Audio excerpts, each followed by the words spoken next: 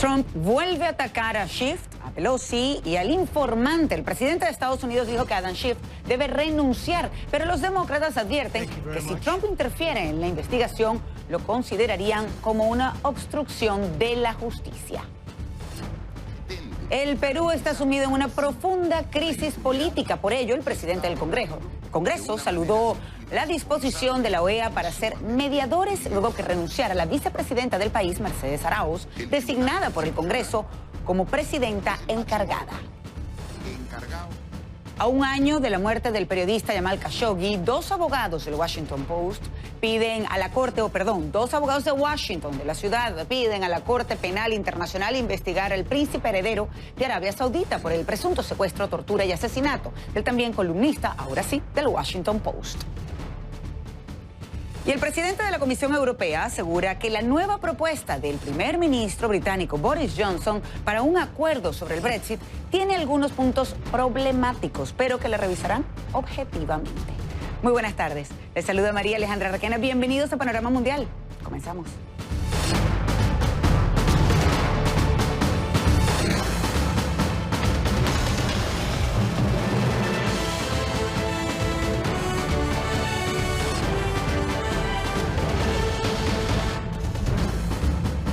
Donald Trump ataca nuevamente al presidente del Comité de Inteligencia de la Cámara de Representantes, Adam Schiff, y asegura que deben verlo por, y cito, traición y que debería renunciar. Schiff es quien lidera la investigación del juicio político contra Trump y advirtió que cualquier esfuerzo del mandatario o sus colaboradores para interferir en la investigación será considerada como evidencia de obstrucción de la justicia.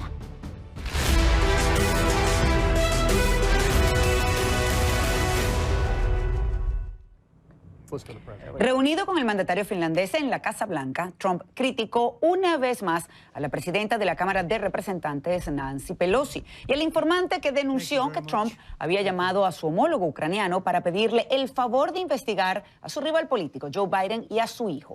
Ahora, los demócratas amenazan con emitir una citación a la Casa Blanca para obtener documentos relacionados con Ucrania. Mientras, desde Roma, el secretario de Estado, Mike Pompeo, finalmente admitió que estuvo presente durante la llamada entre Trump y el mandatario ucraniano. En una entrevista con un medio italiano, Pompeo dijo que durante la llamada Trump se apegó a la política de Estados Unidos en Ucrania. Vamos de inmediato hasta Washington con Ione Molinares, que nos acompaña con más información. Ione, muy buenas tardes.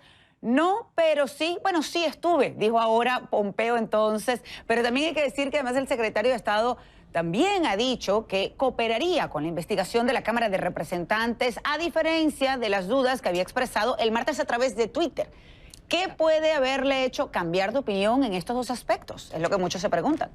En parte, Mariale, que hay pues serias preocupaciones de que eventualmente, ahora que la Cámara de Representantes tiene tanto poder, pues termine precisamente por obligarlo y acusarlo de obstrucción. Y de hecho, recuerda que uno de los artículos que se le presentaron o se le estaba tratando de diseñar a Richard Nixon en ese entonces era precisamente haber obstruido la investigación del Congreso.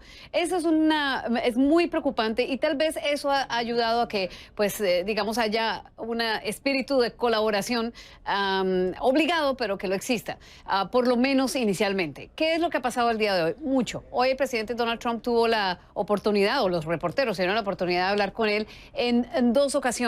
En las dos ocasiones siguió criticando la investigación, atacando a los demócratas, atacando incluso también al informante y básicamente cuestionando su legitimidad, diciendo que todo lo que había escuchado pues simplemente no era cierto y asegura que él no hizo nada.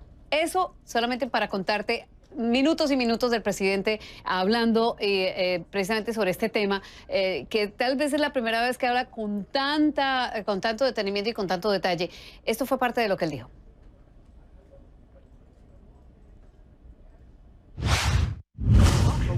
El informe de la llamada fue totalmente distinto del hecho, pero nunca pensaron que yo iba a divulgar la llamada. Espero no tener que hacerlo otra vez. Yo no divulgo llamadas de líderes extranjeros. Yo no quiero hacer eso, John. Yo no quiero hacerlo otra vez, pero lo hice con el permiso del gobierno de Ucrania. obtuve el permiso, llamé a sus representantes si estaría bien. De otra forma no lo hubiera hecho.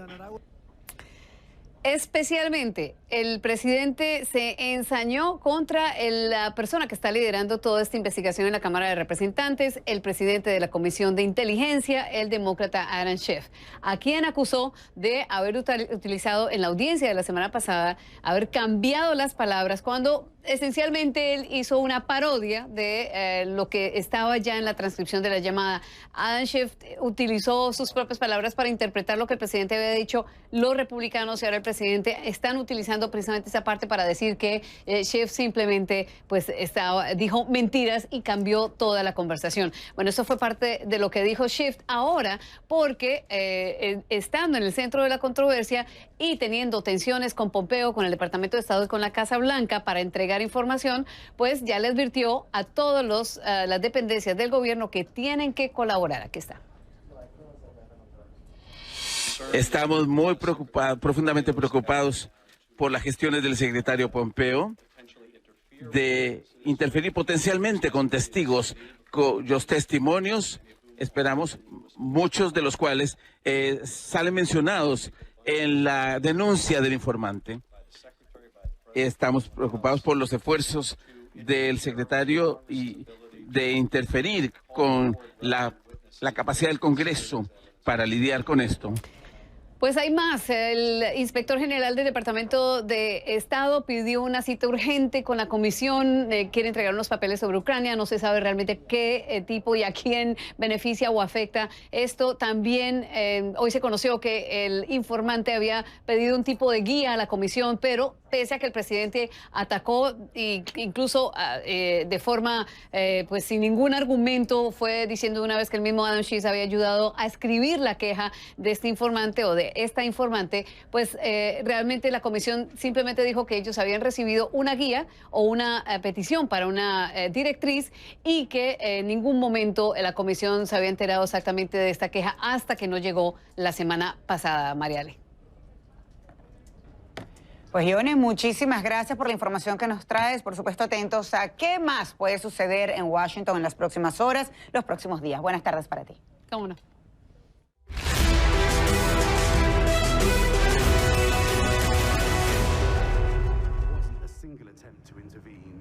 La llamada entre Trump y Zelensky es también de interés internacional. El presidente de Rusia se refirió al tema y dijo que solicitó a la Casa Blanca revelar detalles de la conversación y hasta hizo una posible recomendación a otros líderes. Dijo que su experiencia lo llevó a entender que cualquiera de sus conversaciones puede hacerse pública, aunque luego se contradijo cuando apuntó que hay algunas cosas que no deberían hacerse públicas. Recordemos que la Casa Blanca enfrentó críticas después de la cumbre en Helsinki entre Trump y Putin por la confiscación de las notas del traductor de una conversación privada entre los mandatarios. Putin aseguró que no había nada en estas anotaciones que hubiera comprometido al presidente Donald Trump. Escuchemos. Comenzaron con este proceso de juicio político y siempre se acordaban de Nixon. El equipo de Nixon estaba interceptando llamadas telefónicas, escuchando a sus rivales, pero esta es una situación completamente diferente. A Trump le intervinieron las conexiones telefónicas. Algún personal anónimo del equipo de servicios especiales filtró la información y de acuerdo con lo que sabemos de la llamada, no hubo nada incorrecto allí. Trump le pidió a su colega que investigara posibles complots de corrupción por parte de las administraciones anteriores. Las declaraciones fueron hechas durante un panel en la Semana de la Energía en Rusia, en donde Putin además bromeó sobre la posibilidad de una nueva injerencia rusa en las elecciones estadounidenses de 2020. La represión desembocó en nuevas protestas en Hong Kong. Mientras la policía defendió lo que considera es un uso razonable de la fuerza, los manifestantes rechazaron este miércoles la violencia policial. La de este martes fue una de las jornadas más violentas y caóticas en casi 4 meses de disturbios. Coincidió con las celebraciones por el 70 aniversario de la fundación de la República Popular China. Agentes y manifestantes se enfrentaron en al menos 8 puntos de la ciudad. Los choques dejaron 269 detenidos con edades comprendidas entre los 12 y 71 años. Los manifestantes recurrieron a cócteles Molotov y vandalización de edificios públicos y mobiliario urbano. La policía respondió con cañones de agua, gases lacrimógenos, 200 proyectiles de goma y 6 balas. Una de ellas impactó en el pecho de un joven de 18 años, quien en estos momentos se encuentra detenido por agresión a un agente. Las autoridades advierten de un aumento drástico de la violencia. El deterioro de la seguridad pública, dicen, se acerca a un límite muy peligroso y por ello no piensan cambiar las directrices para controlar las protestas.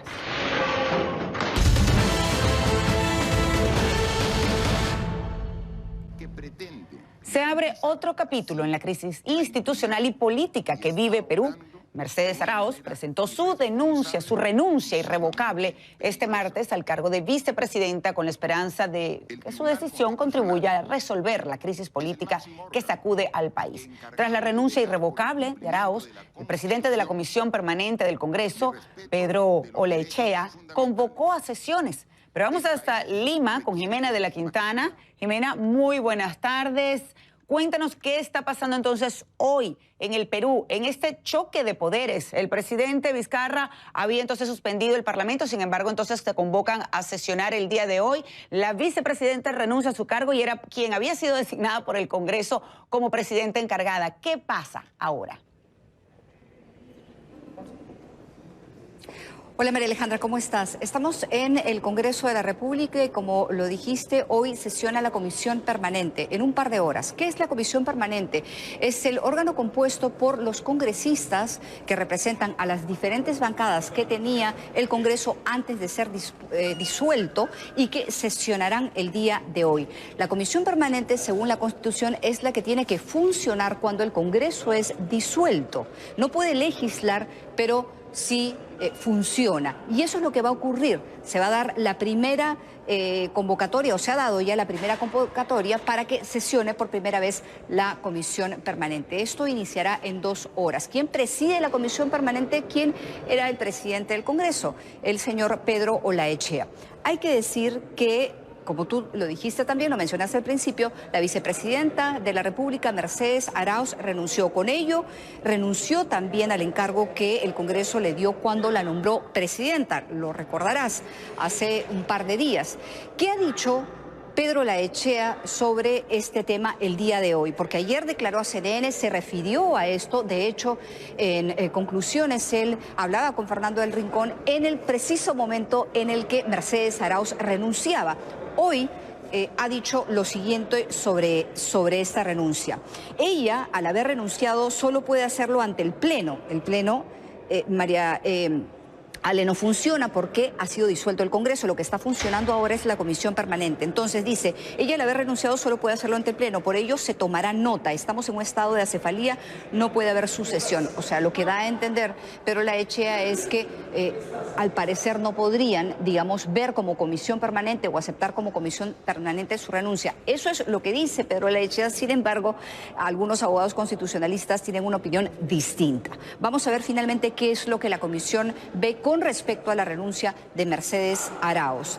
Y vamos a ver también cuáles son las reacciones del resto de congresistas respecto a su renuncia, porque como te decía, la Comisión Permanente está representada por distintas bancadas que eran las que conformaban parte del Congreso antes de ser disuelto. Pero vamos al otro lado. ¿Qué dice la gente sobre esta crisis política que aún no se resuelve? Vamos a escuchar. Acá prácticamente está ganando la corrupción. Y para luchar tiene que tener pantalones firmes del presidente para tumbar todo esto que está pasando en el país, porque el pueblo es el que está perjudicado de todo. Las cosas están mal, pues por medio de que no trabajan bien adentro. Esa es la razón que hay este problema ahorita que está. O sea, ¿para usted la responsabilidad del Congreso? Claro, ellos pues no han podido trabajar, no han podido resolver nada, pues papito, esa es la razón. El Congreso y sus miembros han demostrado su falta de interés por el bienestar de la población peruana. Y eso es desde el momento que fueron elegidos hasta la fecha. Yo me siento mal porque en realidad el señor Vizcarra actúa de una manera muy prepotente. No es que yo sea priista o fujimorista, pero en realidad el pueblo, en vez de salir a las calles a protestar por otras cosas, salen a que cierren el Congreso. Que renuncien todos, que renuncien. Así como Vizcarra dijo en su mensaje a la nación, que voy a renunciar. Eso lo quiero ver. Si él tanto ama al Perú, que lo haga eso. Eso es lo que piensa la gente, pero Mariale, te quería contar algo más que es importante. Tras la renuncia de Mercedes Arauz, no solamente surgen estas dudas respecto a la renuncia y el trámite que esta debe seguir, sino también respecto a qué ocurriría después. ¿Qué ha dicho la mayoría, el partido o la bancada que tenía mayoría en lo que a oposición se refiere en el Congreso? Ha dicho, y esto es súper importante, lo siguiente: le propongo al presidente Martín Vizcarra, lo dijo el presidente de la Comisión Permanente, renuncie. Usted, renunciamos todos y llamamos a elecciones inmediatas. Ese es el debate, María Alejandra, para terminar, que se desata el día de hoy. La oposición o la exoposición pidiéndole al presidente Vizcarra que tras la renuncia de Mercedes Arauz, renuncie él y se convoque a elecciones, no solamente del Congreso, sino también presidenciales. Es decir, volvemos al punto de partida que en su momento el fujimorismo, o al que en su momento el fujimorismo se opuso. Increíble, Jimena, de verdad, a todo lo que está pasando en Perú. Muchísimas gracias por la información que nos traes hoy a Panorama Mundial. Que tengas buenas tardes. Jimena de la Quintana, desde Lima.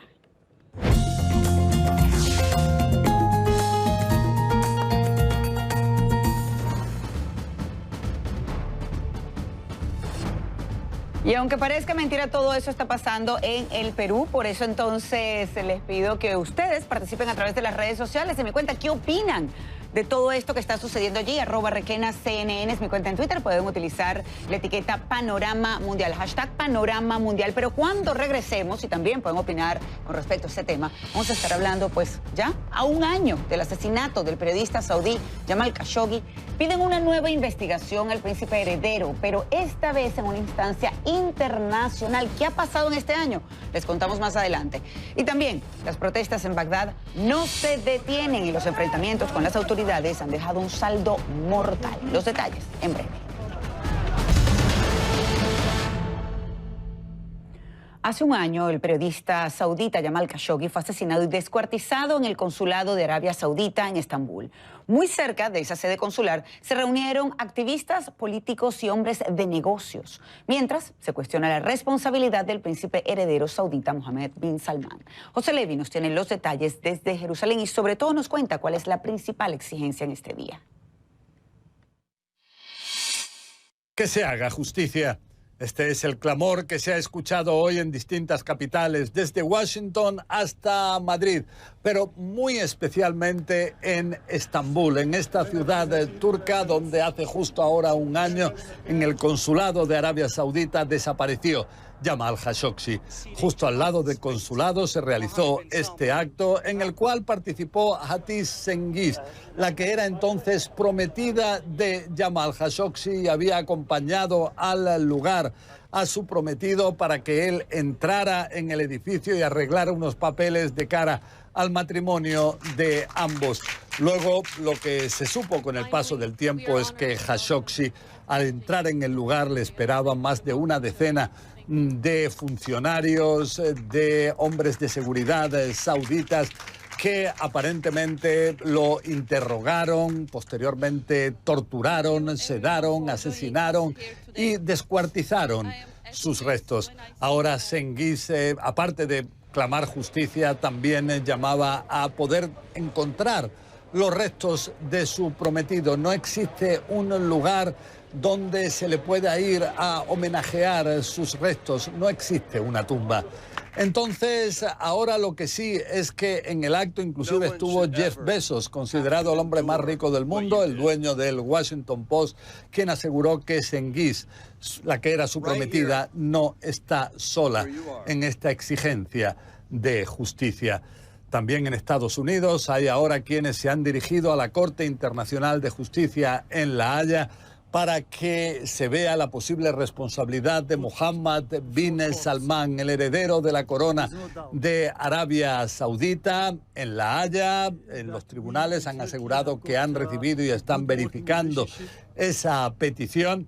Hay que recordar que en el pasado tanto la CIA como también En las Naciones Unidas se ha señalado a Mohammed bin Salman, que tuvo que tener algún tipo de responsabilidad, pero bin Salman lo rechaza rotundamente. Eso sí, aseguró ahora tener responsabilidad, pero solo como uno de los líderes de Arabia Saudita. No más de eso. En Arabia Saudita se asegura que hay en total 11 personas que están ahora siendo juzgadas por el asesinato de Khashoggi. Contra 5 de ellas se podría aplicar la pena capital, y es de señalar que grupos pro derechos humanos aseguran que ese juicio no tiene las condiciones mínimas para que pueda ser considerado creíble. José Levi, CNN, Jerusalén. Y ahora le damos la bienvenida a Alfonso Armada, el expresidente de Reporteros Sin Fronteras, que nos acompaña desde Madrid, en España. Muy buenas tardes, buenas noches para usted. Gracias por acompañarnos. Y a un año del asesinato de Khashoggi, abogados en Washington piden una investigación a la Corte Penal Internacional. ¿Por qué cree que se haga esta petición un año después? Y en dado caso, ¿habrá justicia? Hola, buenas tardes, María Alejandra. Es un placer estar hoy en su programa. Desde Reporteros Sin Fronteras nos encantaría que se hiciera justicia. Nuestra impresión por los antecedentes del régimen saudí, muchos nos tememos que este juicio que se está montando en el país va a ser un juicio farsa, sin garantías, y lo que intenta creo que es preservar el poder y la imagen del hombre fuerte del régimen, del heredero del trono, de Mohammed bin Salman, que sin duda tiene que estar detrás de este horrendo asesinato, porque nada se puede hacer en un consulado saudí fuera del país sin que las máximas autoridades puedan autorizar. Y además es algo tan grave como que un periodista se ha hecho desaparecer y no quede ni rastro de él un año después de que fuera desmembrado en este consulado. Y por eso llama la atención también Khashoggi, para los que no lo saben, pues él denunciaba la violación de derechos humanos por parte del sultanato precisamente. Ahora, esto pasa, como bien lo estaba aclarando usted, en territorio, en su sede diplomática, la sede diplomática de Arabia Saudita en Estambul. Y uno de los hijos de Khashoggi esta misma semana presuntamente dijo que la prensa utilizaba la muerte de su padre en contra de su país, es decir, en contra de Arabia Saudita. ¿Qué opina usted? Bueno, la verdad es que alguien que vive bajo el régimen saudí creo que no tiene la libertad ni de pensamiento. De pensamiento sí, pero de acción creo que no. Y el hijo de Khashoggi debe estar sometido a unas presiones inauditas precisamente para lavar la cara del propio hombre fuerte del régimen, del heredero del trono. Pero es evidente que las autoridades saudíes tenían que conocer lo que estaba ocurriendo en su consulado en Estambul. Llegó un avión con 10 funcionarios, entre 10 y 15 funcionarios, parece que forenses, agentes, y al final, por las grabaciones que trascendieron, gracias a documentos que ha ido difundiendo el servicio secreto turco y también la CIA, se ha visto que, bueno, que este periodista, Jamal Khashoggi, fue estrangulado, asesinado, asfixiado. Lo que nos sorprende de todos modos a Reporteros Sin Fronteras es como un periodista tan reputado como Khashoggi, que escribía en el Washington Post, es verdad que era crítico con el régimen, pero era una crítica yo creo que razonable, moderada. Pedía a bin Salman que cumpliera sus promesas de democratizar el régimen, o por lo menos de ampliar un poco un régimen tan cerrado. Y la verdad que yo creo que calcularon mal. No pensaron que eliminar a un periodista tuviera un coste tan grande para la imagen de Arabia Saudí, que ya no era muy buena en el mundo. Apuntó usted, dijo algo sobre estas investigaciones, por ejemplo la de la CIA, que señalan al príncipe heredero como el responsable. Sin embargo, varios mandatarios en el mundo, por no decir la mayoría, incluyendo el mismo presidente Donald Trump, desestimó esta información. ¿Qué pasa? ¿Por qué sucede esto? ¿Es tanto el poder entonces de Arabia Saudita que puede salirse con la suya luego de asesinar a un periodista? Bueno, creo que es una muestra más del cinismo que preside las relaciones internacionales, la llamada Realpolitik. Una parte son la defensa más o menos retórica de los derechos humanos que hace la Unión Europea o que incluso históricamente ha hecho Estados Unidos. El actual presidente Donald Trump es un presidente particular. No olvidemos que él sistemáticamente califica a los periodistas de enemigos del pueblo. Pues mensajeros que traen malas noticias. Y esto desprestigia la profesión. Y algunos dirigentes políticos, como por ejemplo el hombre fuerte de Arabia Saudí, bin Salman, parece que ha tomado al pie de la letra este predicado de enemigos del pueblo y ha decidido silenciar para siempre a un periodista crítico.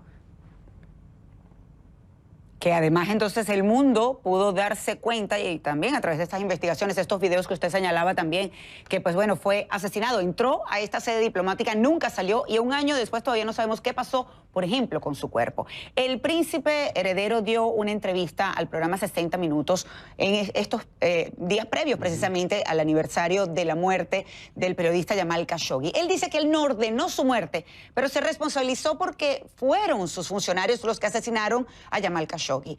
¿Cómo creer que algo así fue posible y por qué no hay nadie de más alto nivel detenido? Sabemos que hay algunos detenidos y que hay un juicio en el que nadie cree, lamentablemente. Bueno, es inverosímil pensar que algo de esta magnitud pueda hacerse en un régimen además tan cerrado, donde todo está muy jerarquizado y todo depende como una pirámide desde quien está en la cúpula. Antes me preguntaba cómo es posible que algo así ocurra, porque los intereses comerciales con Arabia Saudí y los de Estados Unidos son fortísimos, es uno de sus principales clientes en la compra de armamento y también es cliente de muchos otros países del mundo, con lo cual al final creo que prevalecen los intereses económicos. Pero sí es inverosímil que algo de esta naturaleza ocurra en Arabia Saudí sin que el príncipe heredero y sin que sus más directos colaboradores no intervengan. ¿Se puede pensar que alguien sencillamente no siguió una orden? Bueno, es difícil de creer. Además que también han trascendido algunas de las informaciones que se han filtrado y que además recoge también la experta de Naciones Unidas, la relatora de Derechos Humanos, demuestra que hubo comunicaciones entre el enviado del régimen a Estambul y el propio Bin Salman. Hay comunicaciones que dan a entender que estaban trabajando precisamente bajo órdenes bastante directas. Como decía antes, es completamente inverosímil que en un consulado de un país como Arabia Saudí, al final entre un periodista, además un periodista tan conocido como Khashoggi, que firmaba en el Washington Post, como decía, que además tenía vínculos con miembros prominentes de la monarquía saudí, que este periodista entre allí y al final lo primero que dijeron las autoridades saudíes es que había salido del consulado, cuando había imágenes de cómo entró, pero ninguna imagen de cuándo salió. Poco a poco, a medida que sobre todo Turquía empezó a filtrar informaciones, fueron reconociendo que algo ocurrió, al final reconocieron que no salió nunca, al final admitieron que murió. Y lo último es el Bin Salman, que dice que él es responsable de lo que ocurre. Pero esta responsabilidad hasta el momento no se ha demostrado que se traduzca en una acción política, en un juicio legítimo, un juicio con garantías o incluso la dimisión del propio hombre fuerte. Hace poco además fue nombrado como responsable de toda la energía saudí y es curioso que también bajo su mando haya sido atacada una de las principales refinerías saudíes con drones. Ellos dicen que son drones que han sido enviados por Irán, pero lo que también no deja de ser paradójico es que un país que gasta tanto dinero en armamento, y además que se lo compra a Estados Unidos, no sea capaz de proteger el propio régimen. Es un sistema que tiene un ejército muy poderoso, pero sin embargo parece que sus soldados no son capaces de manejar esas armas y de hecho están perdiendo la guerra, parece que también están combatiendo en Yemen. Increíble punto, muy válido e interesante y espero poder conversarlo contigo en otra oportunidad. Muchísimas gracias, Alfonso Armada, por acompañarnos el día de hoy, presidente de Reporteros Sin Fronteras desde España, desde Madrid, en España. Buenas noches para ti. Y cuando regresemos, el presidente de la Comisión Europea asegura que hay puntos problemáticos con la nueva propuesta para un acuerdo del Brexit del primer ministro británico. ¿Cuáles son? Pues les contamos en breve. Una fuga de película fue la que protagonizó en Colombia la excongresista colombiana Aida Merlano. Según informaron las autoridades carcelarias, la ex senadora aprovechó una visita a su odontólogo para escapar después de descolgarse con una soga y subir a una moto que la esperaba.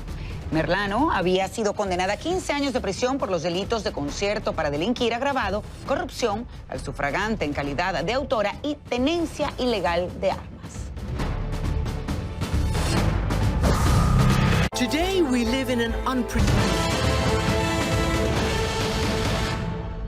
La cuenta regresiva para el Brexit sigue su paso y las partes no llegan a un acuerdo. El presidente de la Comisión Europea, Jean-Claude Juncker, dijo que la nueva propuesta del primer ministro británico tiene puntos problemáticos, pero garantizó que revisará el texto objetivamente.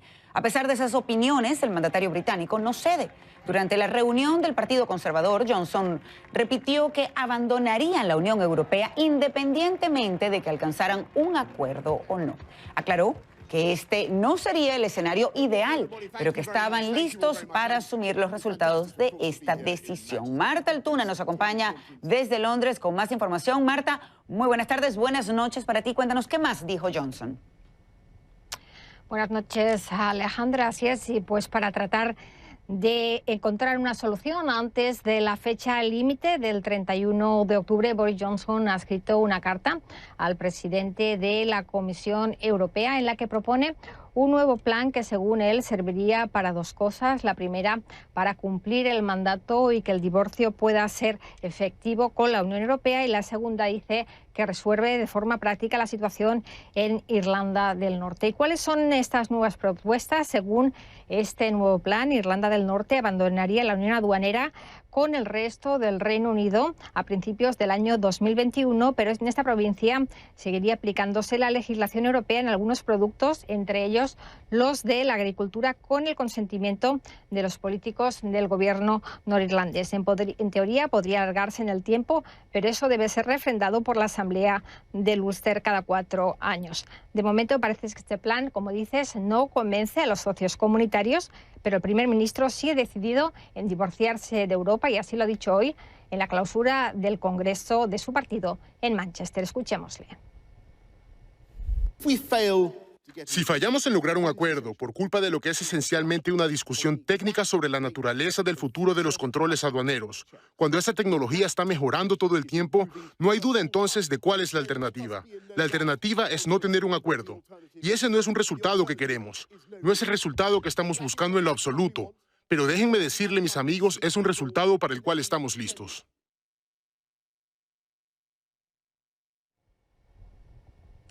Y este nuevo plan, con el que Boris Johnson pretende desbloquear el asunto norirlandés, propone que haya unos puestos de revisión de mercancías que no estarían estrictamente puestos en la frontera, sino que estarían unos kilómetros más lejos y podrían estar incluso en fábricas o en puestos de producción. El gobierno ha prometido también que haya incentivos económicos para Irlanda del Norte para que puedan aplicarse todos estos cambios. María Alejandra. Bueno, y estaremos pendientes entonces a ver qué pasa. Se termina el tiempo, Marta. 31 de octubre es la fecha límite. Gracias por la información que nos traes hoy a Panorama Mundial. Marta Altuna desde Londres. Buenas noches. Buenas noches. Y cuando regresemos vamos a estar hablando de deportes. Lionel Messi pierde una batalla fuera de las canchas. Les contamos.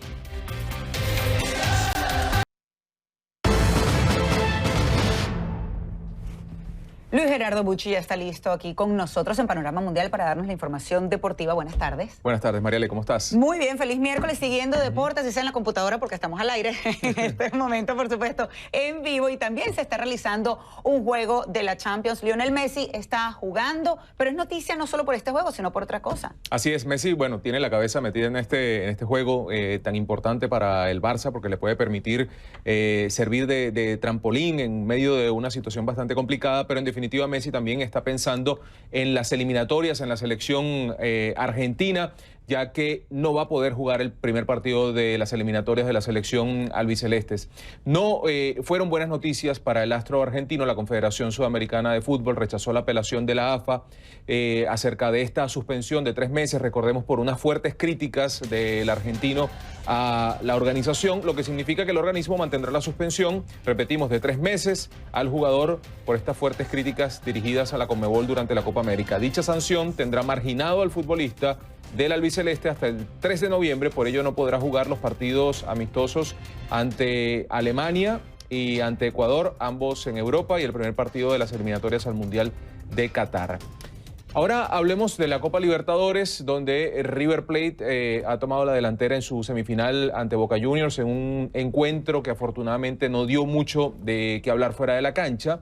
Así que, Mariale, bueno, fue un partido bastante intenso que en definitiva tiene al campeón de América con ventaja en esa eliminatoria, ya pensando en la final, en el encuentro de vuelta que se va a disputar en la Bombonera. Así que hay que decir que River fue superior en ese partido frente a Boca Juniors, partido de ida a las semifinales de la Copa Libertadores.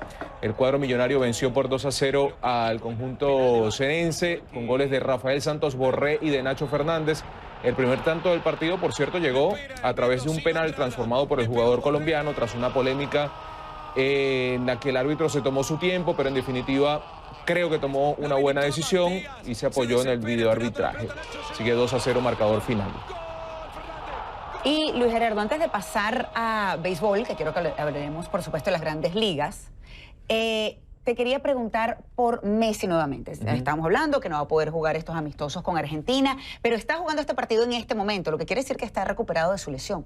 Está recuperado de su lesión porque hoy fue titular. Fue titular, sí, exacto. Sí, o sea que no hay preocupación en dado caso que se pueda volver a lesionar, porque no ha estado muy bien. Lo que pasa que la lesión de Messi es muscular y de acuerdo a la carga física hay que irlo llevando de a poco, ¿no? Por la experiencia que se ha visto en jugadores que tienen más de 30 años y que tienen tantos partidos encima, en el caso de Messi.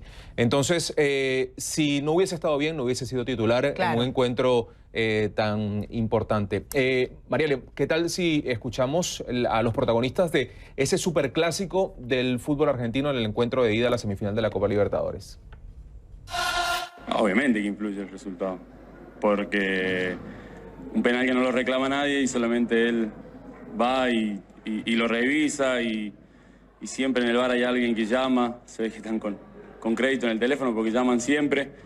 Y se revisa todo, entonces es complicado porque cambia el trámite del partido, cambia la secuencia, van 4 minutos y ya. Hoy creo que no hubo ninguna decisión desfavorable.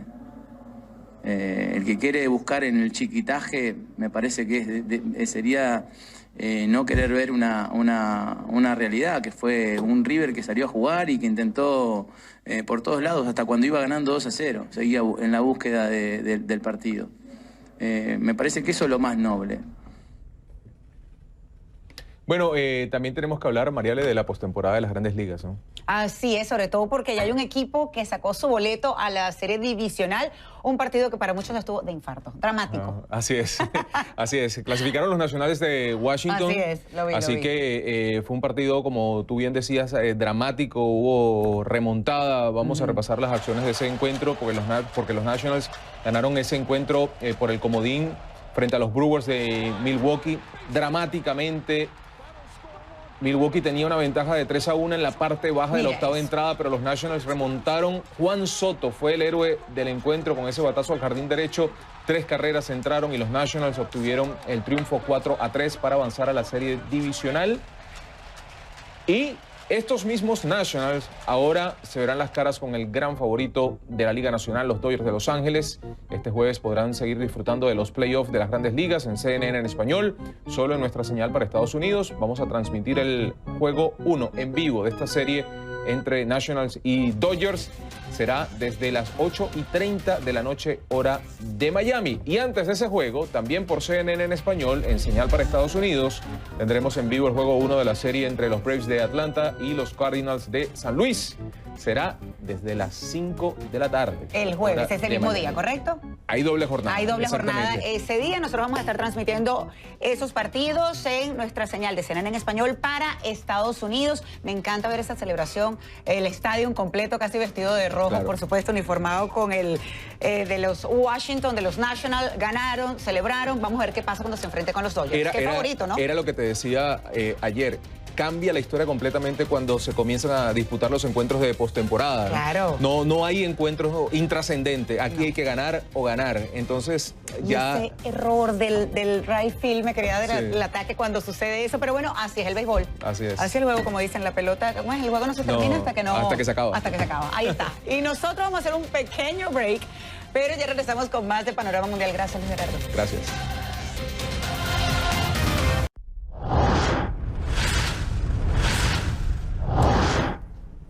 Juan Carlos López, muy buenas tardes. Y el presidente Donald Trump lo vuelve a hacer. Vuelve a atacar a Schiff, Pelosi y hasta el informante.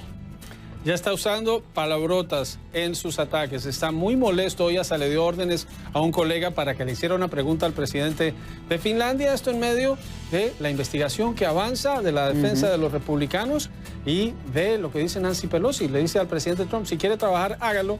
Estamos listos. Provocan al presidente Trump, quien asegura que ya no se trata solo de una cacería de brujas, dice, es un golpe de Estado contra los votantes en Estados Unidos. Muy molesto el mandatario definitivamente el día de hoy. Tendremos los detalles en directo a USA. Buenas tardes. Buenas tardes.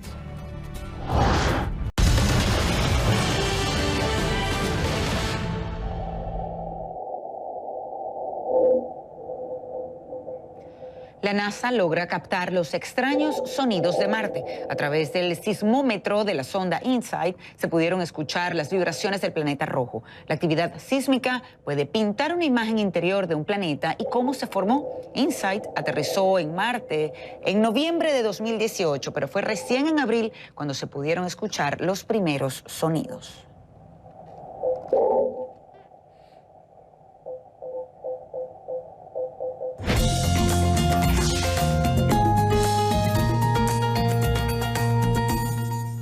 Gracias por sus comentarios a través de mi cuenta en Twitter, @RequenaCNN. Nos dice Fernando Aceldas. Realmente es un chiste, ya se fugó, es un hecho.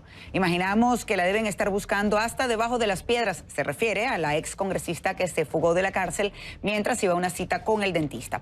Continúa Fernando Aceldas diciendo: los responsables son la institucionalidad en general, ya que está repodrida. Esto, por supuesto, viene sucediendo desde siempre. Es política de Estado. Gracias, Fernando, por participar con tu comentario. Así muchos de ustedes también que lo hacen. Dice Martín Hernández: lo único que puede acabar con esta crisis política y económica del Perú es convocar a elecciones presidenciales y congresales, en este caso del Parlamento, del Congreso. Muchísimas gracias por su participación, también por la compañía durante esta hora de Panorama Mundial. Los invito ahora a que se queden en sintonía de Directo USA con Juan Carlos López, por supuesto, a través de la señal de CNN en español. Que tengan muy buenas tardes.